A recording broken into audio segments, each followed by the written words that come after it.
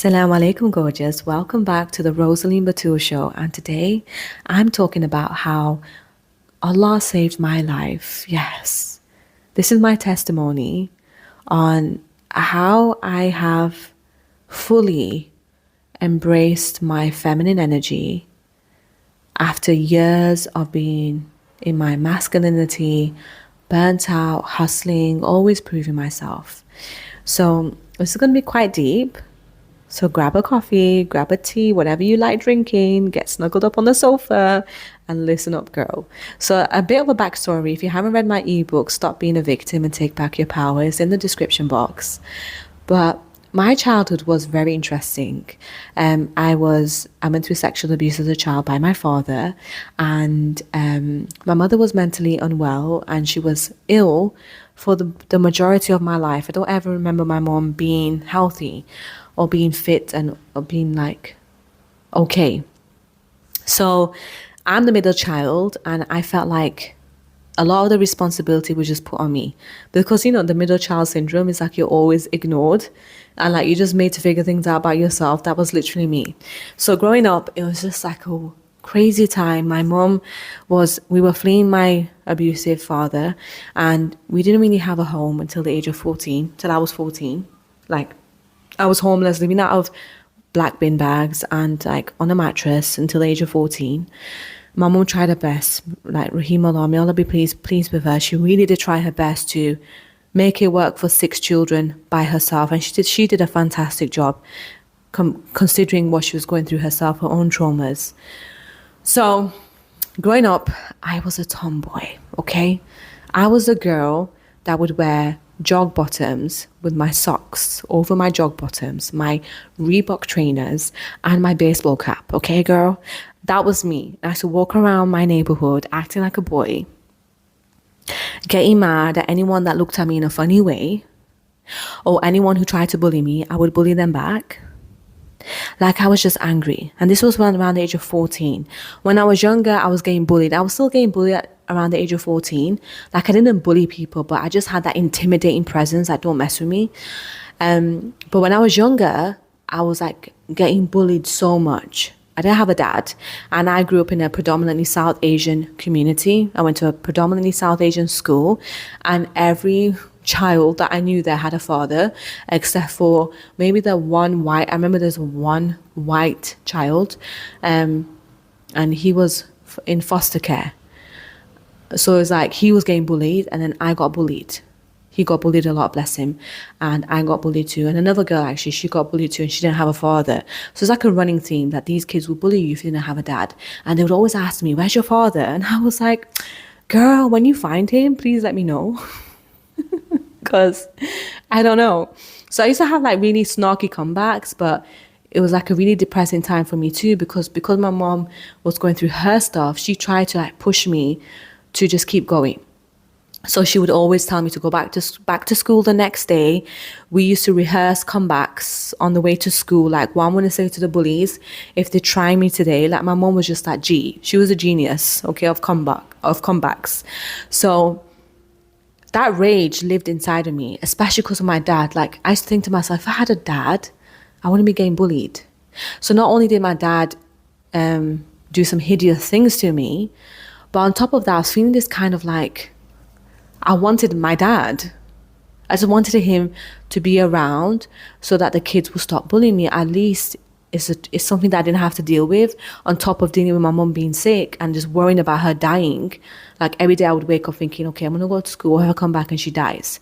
Like, that would just be on my mind 24/7. What if my mum is dead when I come back? Like, that was like a horrific trauma, a horrific like reality for me. I've always had this connection with death. Yeah, I've always had that connection with death. It's like I've always known death is something that happens, because I had 2 elder brothers who passed away. So it's just like something that was talked about a lot in my family. My mom used to always talk about death, and she would always say, if I die, please look out for each other, don't leave each other. Like, she always gave us that advice. Like, death was just on the forefront of her mind. So that anger just like lived inside of me. And I'm thinking, you know what? I went through this horrific childhood. Like, my dad was extremely violent. He was a drug abuser and alcoholic. He used to come home and just smash glass bottles on my mum's head, and I'd be picking it out. I'm only 2, 3 years old. I remember vividly my dad trying to unalive my mum on the sofa with like a chainsaw. There's so many horrific images I had in my mind, but at the same time, I still wanted him around just to help me stop the bullies. And my brothers weren't really helpful. My brothers didn't really care about me. Like, I didn't really have a masculine role model. My brothers would never protect me at school. Like, I would tell him, please, that used to tell my older brother, come and help me. And he'd be like, no, you're on your own, mate. So I had a really weird dynamic growing up. It was a really weird family dynamic. I had no grandparents, no aunties, no uncles, no cousins in my life, because they disowned my mother when she divorced her first husband, which was her cousin. So they disowned her because she brought shame on the family, and she ran away, and then she met my dad, and the rest is history. I'm here. So that balance of the father's love and a mother's presence was not available in my life. So I was emotionally, spiritually, physically, everything devout. I was just like completely absent. It was all absent in my life, okay? So growing up, I then started hating God. This is the most funniest thing. Like, when I was in school, I went to a predominantly Muslim school. Everyone I knew was Muslim. And they would always ask me if I'm afraid of Allah. I'm like, no, I'm not afraid of God. And they would always bully me about that. Always. I remember once I was just queuing up for lunch, as you do as a 7-year-old kid. I'm there thinking about what I'm going to eat. And then someone comes to me and goes like, are you afraid of God?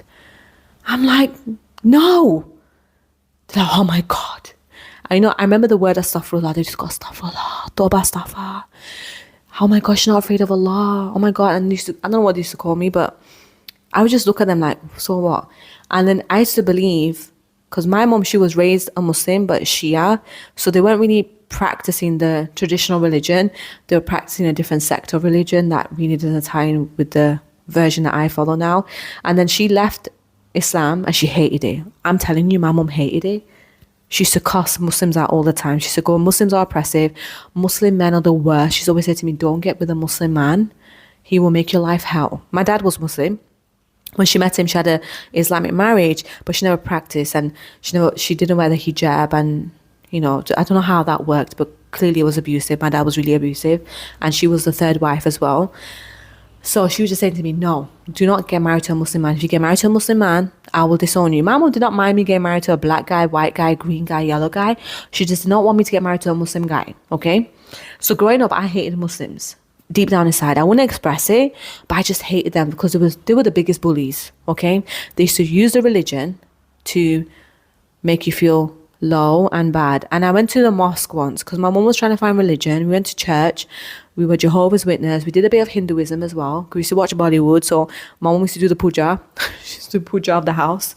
And she used to like talk about the other gods. I can't remember what the gods were. Bali, Kali, I don't know. I can't remember what the gods were. But she used to like pray to them. So we went through a lot of different religions growing up. And then at one point, we went to the mosque and we got beaten up. All right. My first experience in a mosque, my brother gets beaten up. I get beaten up. And my mom was like, see, these Muslims are the worst. I will never, ever go to this religion, ever. So anyways, we became agnostic. We would go to church sometimes. We went to Jehovah's Witness sometimes. But then we left Jehovah's Witness because my mom asked them if we have a soul. And they said no. Someone was like, you're weird because there's no way that we don't have a soul. We have to have a soul. Like how?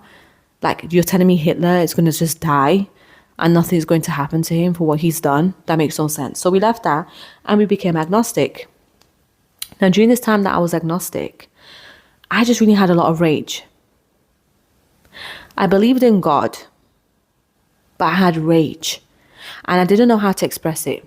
And what I did is when I got older, after the age of 14, I went through my rebellious stage of just doing partying, doing all that stuff. In my rebellious, I started very young, around the age of 14, just rebelling, staying out all night, coming back late. Until the age of 17, 18. And my mom, she was just like, you know what? I trust you, Rose. I remember her sitting down with me. And she's like, Rose, I trust you. I trust the way I raised you. And I know you're going to come back. I know God, because she used to always say God in the house. She goes, her favorite line was like, leave it to God. When something happens to you, leave it to God. Leave it to God. Like, our neighbor robbed my mobile phone and I wanted to go and kill her. But she was like, leave it to God. My neighbor, this is my neighbor that I used to see every single day. She stole my mobile phone in my own house. She came to our house, stole my phone. And then I knew it was her because she was the only person who was in the house. My mom was like, leave it to God, just leave it. So that was my mom's favorite line. Whenever I felt rage, my mom would use God to try and get me to calm down. And it would calm me down because I think, okay, well, my mom's right, because why would she be wrong? So I'm just going to listen to her. So we were agnostic and we didn't follow a religion. We just followed a higher power. And then around the age of 17, I started hanging out with some Muslim girls and I started experimenting with religion. And this is when I wore a hijab during Ramadan because, look, the cultural Muslims and Muslims who followed Islam are different. I used to believe Ramadan and Eid, Ramadan I used to believe was just like a tradition, a cultural tradition for South Asians. I didn't realize it was a Muslim tradition. So they used to that all the Asian Muslims I used to hang out with, they would stop watching TV, they wouldn't listen to music, they would fast from sunrise to sunset. I used to fast with them. We used to call it sahri. I'm like, you're doing your sahri? So I used to go to university, hanging out with Asians, fasting with them, thinking, okay, I just want to, like, this is a culture, I want to get closer to them. And I wore the hijab because the guy that I was with as well, I was dating a guy and he was Muslim and he was saying to me, if you don't become a Muslim, I can't get married to you. So I wore the hijab just to test it out and see how it goes. And I didn't like it, but I did it for a whole month. And although I didn't really believe in the faith, like I would go home just thinking like, what the heck is this? It's so stupid. Why am I doing it? Like I was doing it for the guy and I was doing it to try and fit in to university. Something within me changed. I don't know what it was, but I just felt more calmer. I felt like I didn't want to do this crazy reckless stuff that I was doing anymore in that month. I didn't want to do stupid stuff. I wanted to embrace and surrender. I wanted to let go. And this is during the time when I started remembering a lot of what happened to me in childhood. And this is when I was like, I wasn't diagnosed with bipolar, but the doctor suggested I might have it and he wanted me to do a test. I can't remember what it was, a test or wanted me to go to a counselor. And I was like, bipolar? Heck no. And this is when I decided to travel. I decided to go on holiday and forget that I have any form of depression or bipolar.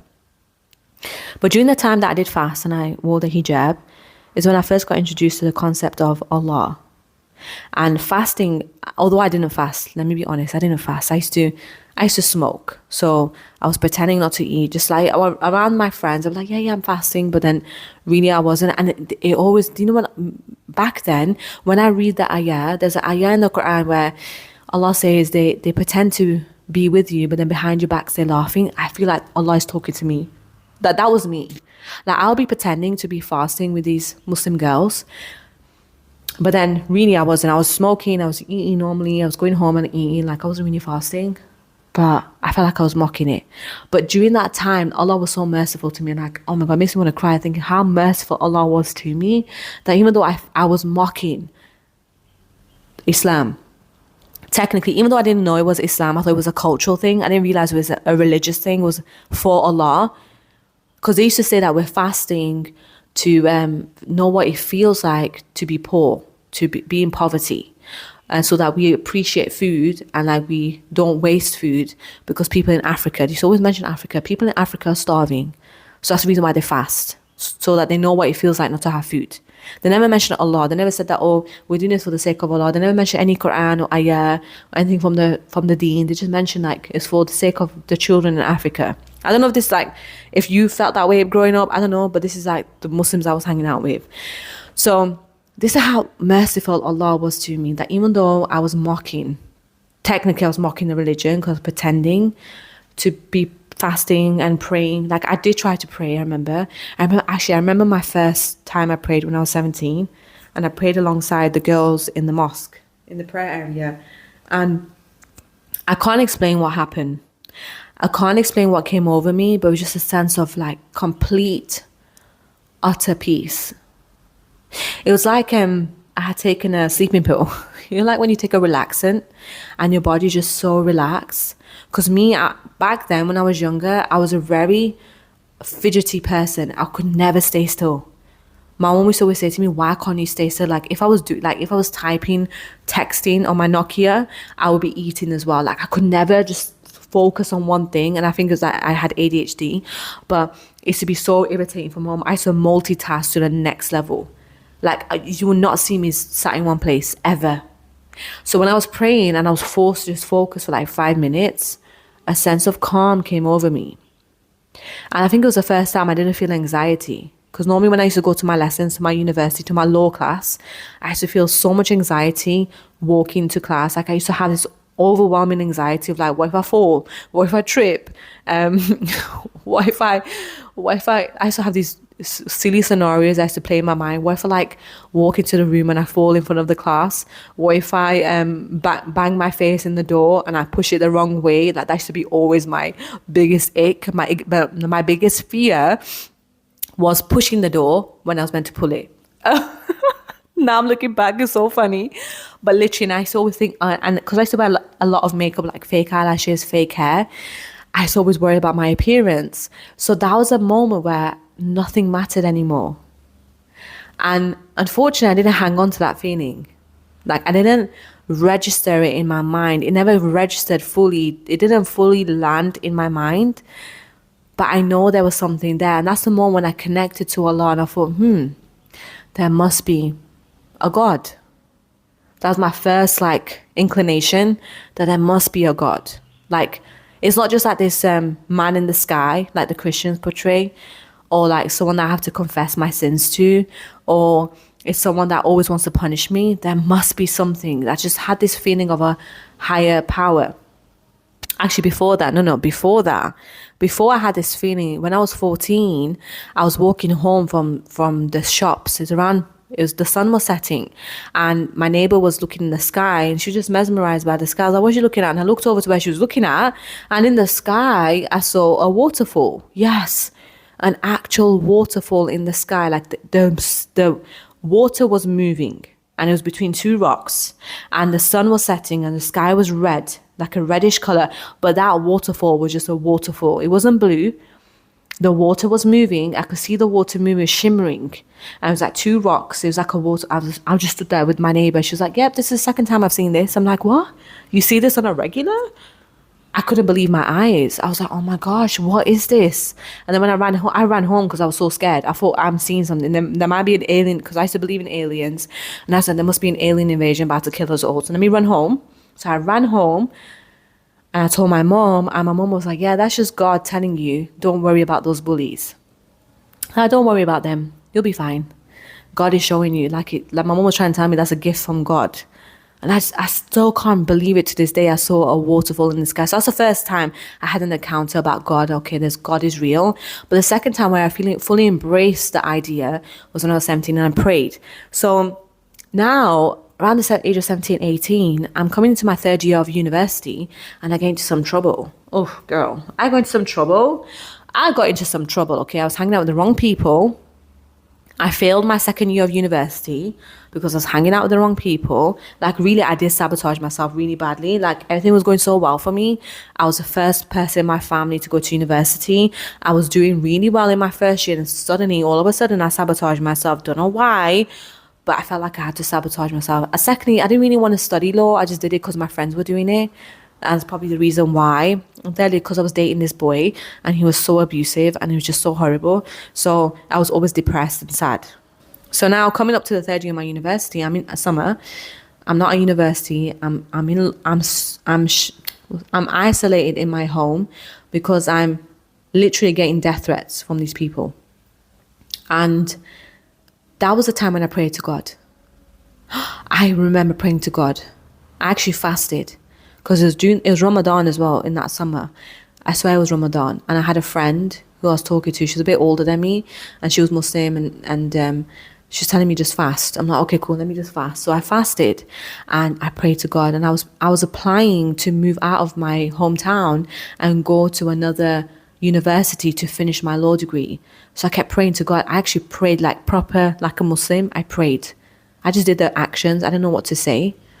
And no, actually, I didn't know what to say. I knew Surah Fatiha because my mom taught me Surah Fatiha when I was young to try and stop the bullies from bullying me. Because they used to always ask me, what's Surah Fatiha? Do you know the Surah Fatiha? I'm like, no, because they thought I was Asian, like I was a Pakistani. I'm not Asian. I'm Polynesian, Iranian, Persian. So they thought because of the color of my skin, I must be South Asian. Like, why am I not Pakistani or Indian? So they used to say they used to always bully me about Surah Fatiha. I was like, Mom, you were a Muslim. What's Surah Fatiha? She taught it to me. That's the only thing that I learned to pray, learned to say in the prayer. So I was saying that in the prayer, and I was just crying. I remember crying and getting on my knees saying, God, please, I know you're there. I believe in you. Like, I need help. I need to get out of this situation. I don't know why I did this to myself. I really messed up. Like I was working in a job in a law firm as well. I had everything going well for me. And this is why it's so important. This is off topic, but it's so important to heal from traumas, because this is literally what trauma does to you. Like, I had everything going well for me. I had a job, I was making money, I was traveling. I just had everything going for me, and I decided to sabotage it because trauma, hello, you want to go back to your old patterns. So I was begging God, and I was saying, you know what, God? I was like, God, Allah, wherever you're called, I don't know what you're called, but I believe in you. And I know you're real. I know you're true. Please help me get out of this situation. So then my friend mentioned she's leaving our hometown and she's moving to another hometown. And she was like, apply for your university there, we'll be close. I was like, okay, cool, let me do that. So I applied, and guess what? Out of the 20, I think I applied for 20 universities for a referral or transfer. That was the only university that got back to me. If that's not a miracle, I don't know what is. That was I remember getting that acceptance letter, and I was just like jumping for joy in my room. I remember telling my mom, my mom, surprisingly, she was so cool with it. Because my mom, she was like, she relied on me for a lot. I know I was the only one in the family out of my siblings that really was streetwise. Like, I used to do the shopping, I used to pay the rent, like I used to help my mom pay rent, I used to pay the bills. My mom was relying on me a lot financially, and just like, emotionally maybe, and like to be the one that's reliable, like the one that she can rely on for things when she needs it. Like, I used to take her to doctor's appointments. So like, my mom was so cool with it, and I was like, this has to be from God. This just has to be from God. And I remember just crying, thinking, oh my gosh, God, you are so good to me. And I remember saying bye to my friend. Like, I remember going to her family's house saying, yeah, I'm leaving. And I packed all my stuff in black bags again, because your girl, she's been living out of black bags most of her life.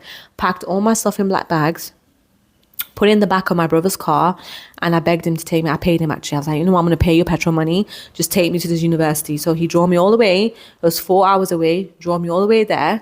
And I remember saying to him, please look after my mom. And I remember saying to God, please just look after my mom. Please don't let anything bad happen to her. So anyways, got to university, and I ended up staying on university campus. Now, okay, here's where it gets funny. Think about it. I just got out of a bad situation, and guess what your girl does? She gets back into another bad situation. Yes, that's your girl. Your girl Rose decided to start doing some reckless stuff again in another city. Yeah, that was me. So anyways, I remember one night thinking, Rose, you cannot keep doing this. You cannot keep doing this. You cannot go back to the same way. You're in a different city with no family, with no friends. You don't know anyone here. You could get killed. No one would know. And you're trying to mess up your life again. Are you okay? And this is how I know Allah is so merciful. Because in that moment, I had turned my back on God, and I was hanging out with people, and I was like blaspheming God. Like, they used to like talk so bad about God, and I'd be like laughing with them. And I felt guilty inside, but I was just like, I can't stop. So anyways, I remember one night I went out clubbing and something bad happened, and I was like, and I was the center of it again. It's like Allah was saying to me, Rose, you need to stop, otherwise your life is gonna end. So I went home that night, and I was like, you know what, I'm gonna stop. And then I decided to start researching about Islam. And subhanAllah, that like a few weeks later, I came across some Muslim girls, and all my traumas came back to me about school, about being bullied. Because when they came to me, they're like, are you Muslim? Because I was wearing a short dress and with some tights, and I was like, why are they asking me if I'm Muslim? Like, I don't even look like a Muslim, but I'm guessing because I'm a brown skinned girl, they probably think I'm a Muslim. So I was like, yeah, yes, I am. I just did not want to get bullied. I didn't want them to judge me. I was like, they're gonna judge me for what I'm wearing. They're gonna say something crazy to me, or like they're gonna, if I say I'm not Muslim, they might look at me in a weird way. Like, I just want to fit in. I want to feel like I belong somewhere. So hopefully they ask me if I'm Muslim, like maybe they want to help me. So let me just say I am Muslim. I was like, yeah, I'm Muslim. And they're like, oh, okay, like, sister, you should come to my dorm, you should come to my room, like we should just hang out and chill. And I was like, yeah, it's cool. Yeah, we'll do that. So I went to, and it's so funny, we were supposed to have dinner and she was supposed to cook for me, but I ended up cooking for her. And then I remember going to her dorm. I was like, why do you wear the hijab? Like, it's so oppressive. And back then I was modeling. So between the ages of 16 to 17, I used to model. And I was so proud about being a model. Like, oh my God, that was like the highlight of my year. I used to tell my friends, everyone, I'm modeling. And I actually got this is so funny, I forgot to mention this part. Before I went to transfer to a different university, I got accepted to a modeling agency in America, and I had two choices. And that's when I prayed to God about it as well. I asked God, which one should I go for? I can't imagine where I would be if I was modeling in America. I don't know who I would be. I haven't thought about it long enough. Like, I've seen models, I'm just like, that could have been me, but would I have liked that life? I doubt it. Like, constantly being judged for the way you look and having to be a certain way, I don't think I would have been able to cope. So anyways, God chose this path for me. I went down it. I was trying to mess it up for myself. Ended up at a Muslim girl's dorm. I asked her, like, why do you wear the hijab? And I was like, men are so oppressive. You should be like, dress however way you want. Like, why do you have to cover yourself for men? And she turned around and said to me, I don't wear it for a man, I wear it for God. And that struck a chord in me. I don't know. It was like, I can't explain to you. I felt so jealous of her in that moment. I was like, this girl's got confidence and I don't. Like, I want to be confident, not her. I felt so confident in saying what I said, but she just slapped me in the face with that statement. And I was like, what? This girl is better. She's overly confident. Where? I want that confidence. I want to be able to say that. I want to be able to say I do something for something.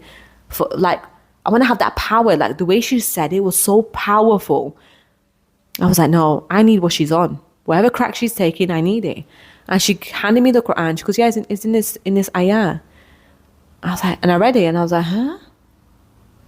I remember reading, like, draw your veils over your bosom. And I was like, oh. I can't explain to you what happens. Like, in that moment, everything in my mind unwinded itself. The programs that I had learned? It was like in that moment, it got deleted, erased. In my mind, I thought, why did I think it was men telling women to wear hijab? That's the first thought that came to my mind. Like, why did I think that was a man doing that? Like, I started questioning my existence, kind of feeling like, am I really alive? That's the kind of feeling I had. So anyways, I went home and I started researching about that ayah. And then I came across a hadith. And the hadith is that when that ayah was revealed, the women tore their dresses and put it over their face. And the Prophet ﷺ remained quiet. He didn't say a word. And that's what got me. That broke me down. Like, I'm thinking about, I'm going to cry. But that literally broke me down. I was just like, what? A man said nothing. A man didn't even say how they should wear it. A man didn't say to them, wear the face veil. The ayah was just revealed and the women interpreted it the way they wanted to interpret it. I was like, the hijab is an interpretation of modesty for women, by women, not by men. We have that power. It's our power. It's not a man's power. And in that moment, I swear to God, I felt like the sky opened. The clouds just disappeared. The sky was just blue. I know it was winter. I remember it was raining, but it just felt like the skies opened and it was like a blue sky and the sun was shining down on me. It was like like a hallelujah moment. Like the skies just started singing. And I was like, oh my God. I just remember crying like, oh my God, Allah. I remember saying Allah for the first time, and that saying Allah, it just broke my heart. I felt like my heart broke and then it came back together again in a different way. I remember sitting in my dorm room. I was by myself. It was like 2 o'clock in the morning. I was supposed to go to lecture the next day. I had a lecture at 9 a.m. and I used to always come late to my lectures or miss them. And I made a vow as well that time that I'm going to get better at going to my classes, because there's no way that I'm paying for tuition fees, because I had money saved from my from the time I worked like 3 jobs. I had money saved to pay my tuition. There's no way I'm doing this and like missing my classes. So I'm just like sat in the middle of my room, crying my eyes out. And I just prayed. I prayed the way I knew how to pray. And then I went on mounthira.com. I don't know if Mount Hira is I think it's still active, but I learned Ayatul Kursi. This is at 2 a.m. in the morning, girl. Like Allah just put that download in me. Go learn Ayatul Kursi because you're gonna need it to keep you firm on, because you've got ADHD, Rose, and you need to learn something. You need to learn this ayah to keep you strong and focused. So I learned Ayatul Kursi in that night. By 5 a.m. I knew Ayatul Kursi. And Mount Hira, it helps you remember the line. It helps you pray it over and over again, recite it over and over again. And I kept just reciting Ayatul Kursi, and I learned it. And I kept playing it in my mind. And guess what? Then I went on YouTube. I was like, okay, it's 5 o'clock. I took my Shahada. I learned how to take my Shahada. I took my Shahada in my dorm room. And I was okay, I need to cover myself. I want to wear the hijab. This hijab is about me. It's about me empowering myself. I want to wear it. I don't want to care about my fake eyelashes and my hair anymore. I'm tired of like trying to be this perfect looking girl, trying to fit in when I'm not. I clearly don't fit in because I don't look like everyone else. I'm clearly different. So I YouTubed how to, and I had a scarf. I remember, because I wore a hijab a few times at university. I had some of those scarves in my wardrobe when I came to the university that I transferred to. So I had a few in my cupboard, and I had a black one. So I learned how to turn that into a niqab, and I think I still have the picture. I want to find it of when I first wore it. I pinned it on both sides, and I don't know what I wore. I can't remember what I wore over it. I don't know if I had an abaya. I think I might have had an abaya in my closet, or I may have asked someone. But I wore it the same day I took my Shahada, the same day I discovered that women wore the hijab, interpreted themselves. I wore the niqab. No, I had a dress. I had a black dress that I wore, and I put a leather jacket on top of it. That's what I remember. I put a leather jacket. I didn't have anything to cover my arms because the arms were showing. But I had a long black dress, and I put that on over a leather jacket, and I wore my niqab. And I went out the next day, out of my dorm room. Can you imagine? I'm the only woman wearing a niqab on the campus, and everyone's looking at me. Like, I remember hearing people gasping. And this is so funny. I've always been in two extreme societies, either predominantly Asian or predominantly white. So the university I went to was predominantly white, with a mix of black people, mostly white and black people. So when I came out, the people I was hanging out with, they're not Muslims, they gasped. And someone asked, like, who died? And I was like, the old me. The old Rose died. She's gone. You will never see her again. And I remember one girl, she was the most sweetest girl. She used to live next door to me in my dorm. She was like, you know what? I support you. However way you want to dress, you dress, girl. I'm with you. If anyone bullies you, I'm here for you. And I was like, oh my God, like, Allah, you just love me. You're sending people my way who want to support me and help me. So I remember walking into my class. Remember my 9 a.m. class that I promised to go to? I went to it and I walked in. And everyone turned around thinking, who the heck is this person? They didn't recognize me. And I loved it. Oh my gosh, I loved being anonymous. I loved it. You don't understand, like, being anonymous, like, my social anxiety disappeared overnight. I didn't care about how I looked anymore, how I was perceived. I just did not care. It's like I surrendered to just this feeling of like being protected and like having someone watching over me and always protecting me because I'm doing the right thing. So I went into my dorm room and I sat down and I turned around and said, hey guys, it's me, Rose. And I was like, oh, what? I remember all the guys, like, because so many guys fancied me at university. Apparently I was the hottest girl on campus. I know. I held that title for such a long time. But so many guys were just like, what? Like, they didn't know how to approach me, which I loved. That was so powerful. I was like, these men don't know how to approach me. They don't know how to talk to me. They keep their eyes, like, they have to lower their gaze because they don't know what to do. And the girls are looking at me thinking, oh my God, I want to be her, but I don't know if I want to be her. And it was just like such a confusing time, which I loved. I loved it. I loved the chaos I created. That was power for me. So I just sat down in my class, taking notes. The teacher looked at me a few times and was like, whatever. And I went and left the class, and everyone came up to say, what's happened? Like, the Muslim girls who don't wear hijab, like, what happened? And I was like, Allah called me, right? Allah guided me. Like, I feel so free. And I remember walking off, going to the library to go and finish my study, and I went back to my dorm room and I just listened to Mount Hira. Mount Hira is the place where I learned Surah Yasin. I learned it off by heart. I learned Surah Ar-Rahman, Al-Waqiyah, Ayatul Kursi, the three calls. I learned them off by heart within a week. I was so like fired up in the religion. And that was the moment when I felt loved. Oh my gosh. I felt a father's love. I felt like Allah had become the father presence I had been missing my whole life. Like, it makes me want to cry. Oh my gosh. But it's like it was the missing piece, that void that I was trying to fill with like clubbing and partying and hanging out with wrong people. That void I was trying to fill could not be filled only with Allah. And it's like Allah let me. And this is what really just makes me love Allah so much. He let me. He didn't give up on me. Like, just like a father wouldn't give up on their daughter, Allah did not give up on me. And that was so humbling to me. That was so loving to me. Like, that's what a father would do. And in that moment, I realized everything that had led me to this moment, all those broken roads that I went down, all those broken feet, that broken heart that I felt so many times, was so I could turn back to Allah, so He could mend me. Just like you would to a father. When you go to your dad and he gives you a hug, like your worries melt away. I always craved that. I craved that hug, that love from a father. I craved that. I promise you, I used to sleep. I used to cry myself to sleep, wishing I had my dad to hug me, just to make me feel safe. So going to Allah makes me feel so safe. That He was a missing piece this whole time. And Allah was just there waiting. This whole time, Allah was just waiting for me to come back. He didn't leave. I turned away. I turned my back. I forgot. Allah always remembered who I was. Allah always remembered my purpose, my destiny. But I forgot it because I wanted to fit in. I wanted to be angry. I wanted to be defensive. I wanted to always be my masculine energy. I wanted to be always protecting and fighting. And Allah was just waiting. He was lovingly nudging me. Every moment I sabotaged myself, Allah was lovingly nudging me back to Him. And when I look back at like my life, it's like every challenge that I went through, I did speak to God. I turned to God. And God gave me what I needed. He gave me miracles.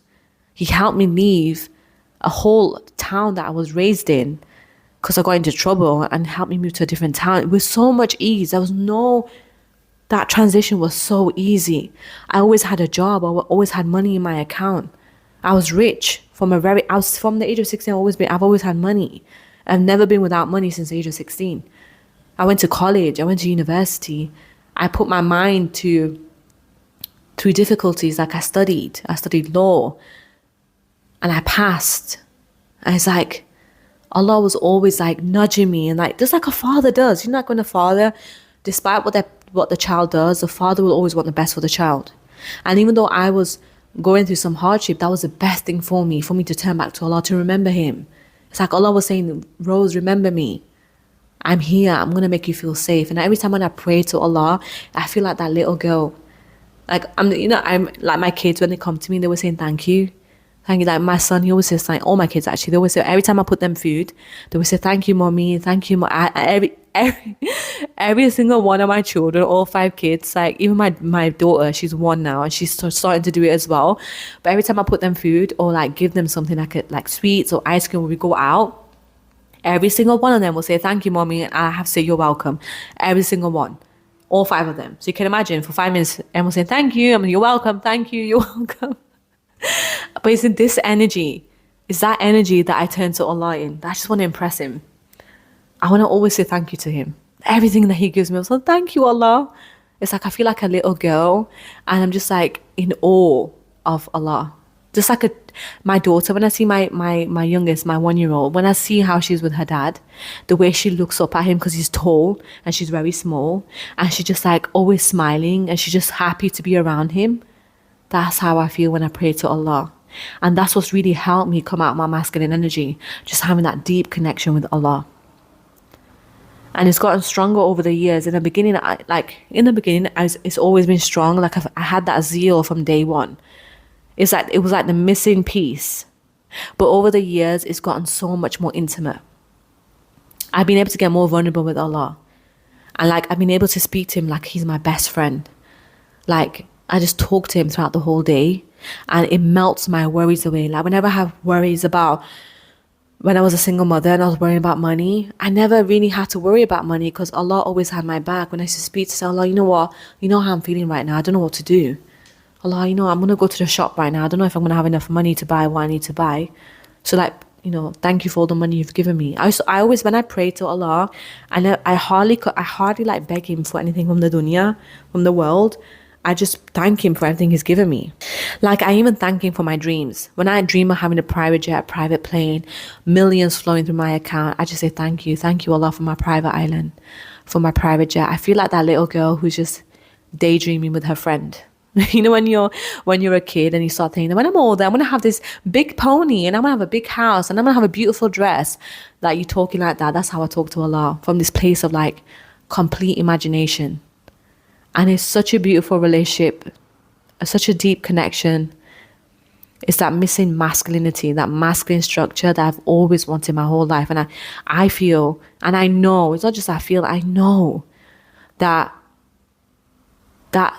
helped me surrender in my feminine energy. And another thing, just by me deeply connecting to Allah and having this most profound feeling with him and intimate connection with him, like, my husband helps me feel even more safer. Like, I was able to attract my husband who helps me feel more feminine. Like, he lets me relax. He actually encourages me to relax and rest all the time. When I'm getting fidgety, which is hardly ever now. Like, it's been 4 years, coming up to 5 years, mashallah, since we've been married. But in the last 2 years, I've hardly like, in the last year, sorry, I've hardly like felt frustrated or angry because my husband's always telling me to rest and relax. And I feel like this is what Allah has always been telling me to do, rest and relax. You're doing too much, Rose. Like, think about it, as women, we don't pray when we're on our periods. That's how much Allah loves us. And I secretly believe Allah loves women more than men. But that's just my belief system. Don't have to agree with me. But the fact that I don't have to pray when I'm on my periods, and the fact that I don't have to pray after I've had a baby, and the fact that, you know, Allah's commanded the men to maintain me and provide for me and my children. Girl, I know Allah loves me, okay? He just loves me more. When he created me, he was like, Rose, I love you. I want to make you a woman. And that's just how I see it, that Allah really loved me. Because think about it, even the Prophet ﷺ said that if you raised 2 daughters on the deen, on the religion, you and me would be like this, fingers crossed, on the Day of Judgment. We'd be so close. Like, the honor of a woman, the gift of a woman of a daughter is so beautiful that the Prophet ﷺ used to mention it all the time. So I genuinely believe Allah loves us women more. But when you have that father wound, you believe that Allah doesn't love you. And I know I grew up with that. I grew up with that belief that God just does not love me. Like, I'm a woman. I used to always say, why wasn't I created a man? I wish I was a man. But now that I've had sons, alhamdulillah, I'm so glad I'm not a man. I don't want to be a man. My husband, the stress that he has, I don't want him. I love relaxing. I love just being in my feminine energy, because my energy clears up negative energy. My energy creates life. My energy helps fight my husband's demons. My energy does a lot. Is worth way much more than money. My energy is priceless. When my husband is with me, like, he's up-leveled, upgraded because of my feminine energy. And I've upgraded because of his masculine energy. I'm not saying that we don't need each other, but the feminine energy is way much more luxurious than the masculine energy. So just having Allah in my life and surrendering to him so much, it's the gifts that Allah has given me. It's like, I can't even count them. Like, recently I went to Mecca. Girl, I went to Mecca after 7 years. Like, since like my mum died and when I was working in Saudi, I went to Mecca. I went to Umrah. I went to do Umrah twice within a month. I went in December and then I went in January for my birthday. I was doing Umrah for my birthday. It's like Allah was just saying to me, you know what, Rose, you proved me right. You impressed me. It's like Allah was gifting me. I felt so blessed. I can't explain to you how blessed I feel. just knowing Allah, like truly knowing my creator, knowing that he always has my best interest. He always wants the best for me. Even when I'm going through something so painful, so tragic, so chaotic, so challenging, it's because he loves me. And every time I get challenged, I remember those days, those times when I did not know what to do. Allah pulled through for me. He literally did pull up for me. He was loyal. Allah is loyal to me. He's always had my back. So yeah, thank you so much for listening. This was such an emotional, heartfelt piece. I hope you enjoyed it too. Please let me know in the comments. I love reading your comments, by the way. So please let me know in the comments what landed, what resonated, what you took away from this podcast, from this episode. And I'll speak to you soon. Take care. Assalamu alaikum.